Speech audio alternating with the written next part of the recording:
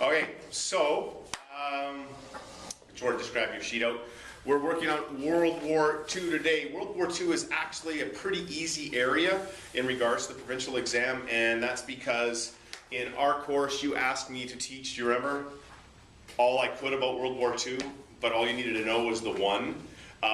What do you need to know about World War II? You need to know Canada's role in World War II. So because we're just talking about Canada's role in World War II, it's actually not too difficult a section, okay? So we're just going to look at it that way, and we're going to break it down at the front, just like we did with World War I, what happened on the land, what happened in the air, what happened at sea. We'll talk about, just like World War I, what did Canada do to get ready, and what happened in Canada during the war, and then later we'll jump over and look at the World War II's impact on Canada and Canadians, and then some bigger picture questions. Terms like middle power in the UN that we didn't talk about, you know, a lot. We did it during the Cold War. I'm going to lead us into the Cold War, because Cold War is an area some of you struggle with a little bit. So let's just go to World War II. How is World War II different than World War I? Right off in our heads, World War I was a battle of attrition, slow, slow, slow. World War II was what kind of a war? At the end? Okay, it's more than just in the air. World War II, first of all, was blitzkrieg. The Germans used blitzkrieg, like lots of attack. The technology had changed. It wasn't a war of defense. Okay, it wasn't, and so that was different. Let's just talk about Canada then, and Canada's role in the war. We'll keep it simple. But please remember, Germany in World War I never defeated France. And in World War II, they defeated France in 6 weeks, right? And the war would rage on from there. And it really looked in the early part of the war like Canada would, like Britain and would be defeated. So you don't need to know all those portions of it. However, you should look at your map of Europe and remember where the Germans advanced. So let's just go to the war on the land. Canada, first, by the way, if we jump, Canada's first role in the war was actually in Britain, in the Battle of Britain. So Canadian pilots flew with what was called then the RAF in the Battle of Britain. And that was actually the first time Canadians saw combat, more than actually, saw combat in the war, was in the Battle of Britain. So I put it down, you don't mind, maybe we'll do sort of a little chronological thing here. I'm not going to give you dates, but that was sort of the first time Canadian troops were involved in the war. But after that, we're going to jump to the war on the land. And the war on the land, Canada's first step into the war on the land took place at Dieppe. Do you remember what happened at Dieppe? No. Okay. Dieppe was a failed raid. If you know, yell it out. Okay, Dieppe was a failed raid. Canadian troops landed at a port. Do you remember this? And they tried to capture a port. It was a really strange thing. It was a commando raid to capture a port, and then they were apparently going to just let it go. They didn't have supplies as they'd hoped. Their tanks got stuck on the beach. Their treads wouldn't turn in the pebbles that were on the beach at Dieppe.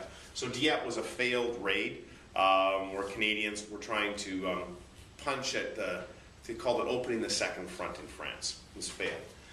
Next, Canada would be involved in Italy. And they're involved in two, I'm going to put beside Dieppe, failed raid. And in Italy, Canada would be involved in, first of all, they'd fight in trying to open up Sicily, and they would be successful in that. And then they fought, and Italy was really difficult terrain, and it was really slow going. They made very slow progress, but they made steady, slow progress up Italy. Remember, it was very mountainous. One of the most famous battles in Italy itself was at a place called, and I always get it wrong, I think it's Ortona, although it might be Ortano. I don't know why. For some reason, I've got this blank spot in my brain. And if you're from that town, I apologize. It was nicknamed the Stalingrad of Italy, of that campaign. It was a street-to-street, house-to-house battle where Canadians were victorious against very strong German opposition. So that was the Battle of Ortona. Next is the one that we should remember, which was D-Day, which is just actually a few days ago, right? It was just a few days ago. The 70th anniversary of D-Day was just a few days ago. June 6th, 1944. Very few dates I remember, so.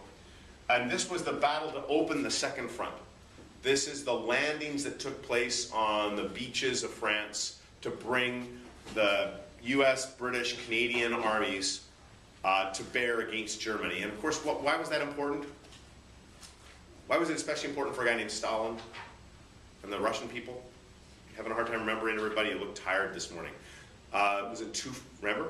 Russia's fighting over here against Germany, struggling, and Stalin wanted a second front so that Germany would have to have her forces divided. Okay? They stormed that fortress Europa, it was called, and the beachheads, they were successful. The Canadian beach was called Juno Beach. And Canadian troops were very successful on the opening day. All right? Again, I'm not teaching all of World War II over again. I'm going to give you what you need to know on the Second World War. And you know, clearly D-Day is something that in the battle at Juno Beach that you should be aware of. Following that, Canadian troops, the Canadian Army, if you remember the map we looked at, worked its way up the coast. They worked their way up the coast, up through, up towards, through Belgium, towards the Netherlands. And terribly difficult fighting, a place called the Scheldt Estuary. But we really remember the Canadian troops at this point because, and this is why I tell you, if you go on vacation, where should you go? Go to Holland, go to the Netherlands, because you'll be treated like heroes, because Canadian troops liberated the Netherlands from German rule.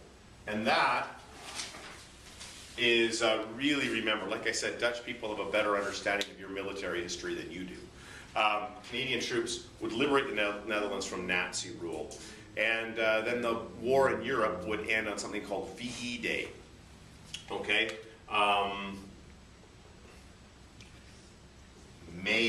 Early May 1945. Don't have the date in my mind right now. There's one more battle on the land that you'll probably need to know. It actually happened earlier than this, but it happened in the Pacific. The only battle Canadian troops were involved in the Pacific was at Hong Kong. And Hong Kong fell in December of 1941. It was Canadian troops were sent there to try to hold it. It was going to be a failed attempt no matter what they did. But the troops got there and they were surrounded by the Japanese. They fought bravely, many were killed, and then the others were all put in captivity, and Japanese prisoners in the Second World War were treated horribly, absolutely horribly. So you need to remember that aspect of it. So the war on the land in World War II is actually, if I was studying, these are what you need to know. It's not as significant as the war on the land in World War I. Okay, remembering Vimy Ridge, for instance, or Ypres, those are battles that you're absolutely going to need to know. These ones you should know, but they're less significant, if you will. Okay, at least in the eyes of those people who will be examining you.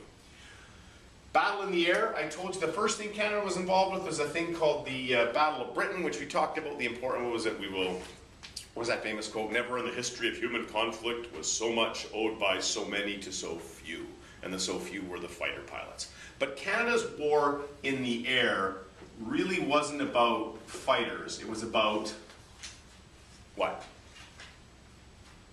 The Royal Canadian Air Force was involved how? With fighter planes or something else? Is it when you train? No, that's over here. Good guess though. The training, we'll talk about that. It was about bombing, guys. It was about bombers. Canadian RCAF bombed cities in Germany, but also cities in occupied Europe, including France, Belgium, Italy. Why were they bombing cities? Factories. Very good. It's the first time I'm going to mention it here. This is total war. And we talk about total war, we're going to be talking about Canada during the war. It's a war of production. They're bombing factories. They're trying to decrease production because the more a country can produce, the better it can fight, right?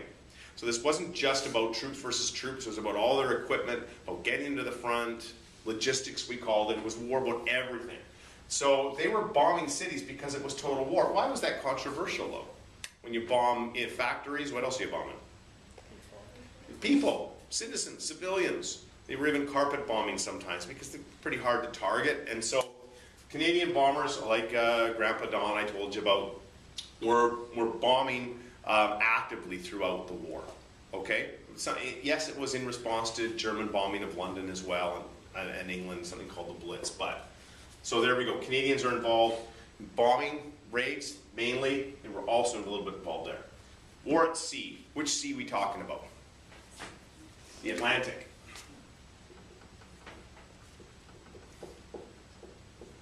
Yes, we have the Pacific for the Pacific War, but again, Canada's role in the Pacific War was largely just in Hong Kong. Okay, everybody? And yeah, we were defending the BC coast a little bit, but I really doubt they're going to ask you a question about the fact that there's a couple of old observation towers at Wreck Beach in Vancouver. I don't think that's going to be there.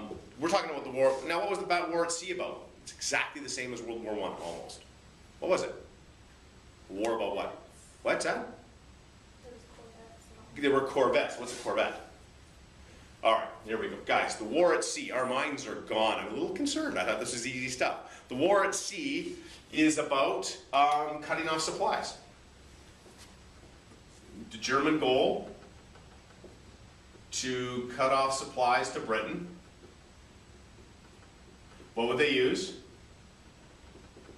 Using U-boats and something called wolf packs. Hopefully you remember those aspects. Canada was heavily involved in this. Our Navy went from, what was it, 8 ships to 400. I could give you numbers. I mean, what did we say? There were 200,000 Canadians in the Royal Canadian Air Force, right? 100,000 Canadians in the Navy.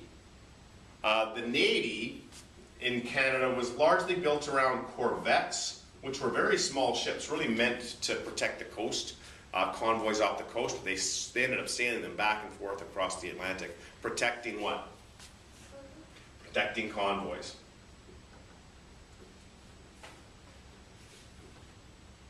Ultimately, be successful. They keep Britain in the war. You know, Churchill said that if they'd lost this battle, the whole war would have been lost. Britain would have starved. They were also taking supplies to the Soviet Union. They were successful. They were successful not just because of the use of the Navy, but because of the Air Force. They were able to sink and hunt down the U-boats. And by the end of the conflict, well, like I said, they were successful. But this is a really important piece of our history, and you should be aware of that. In World War I, we talked about how important was the Air Force and the air in World War I. Not important much at all. World War II, very important. War at sea was important in World War I. Canada's role was limited. World War II, war at sea was important, and Canada's role was key, really significant. So, do you remember who the Merchant Marine were? If you can remember the Merchant Marine, they're the guys who sailed the freighters. Okay? They were the ones getting sunk largely, and remember, they weren't in the Canadian Navy, so when the war ended, it was quite controversial. They didn't get any pensions because they weren't with the armed forces. They were just doing their jobs. It's like Captain Phillips. If you've seen the film Captain Phillips, that's who we're talking about when it came to the Merchant Marine. Well, those poor guys are just sailing freighters back and forth across the Atlantic being hunted. Okay, so it was very difficult for them. All right, that's the conflict part summed up. I could also point out the war at sea. There were ships were even sunk in the St. Lawrence River, remember? Sort of the Halifax explosion moment, not as significant, but even the ships, the Germans were hunting ships right into Canadian waters. They were even sunk in the St. Lawrence River that caused Mackenzie King to shut it down for a while. Let's talk about getting ready for the war.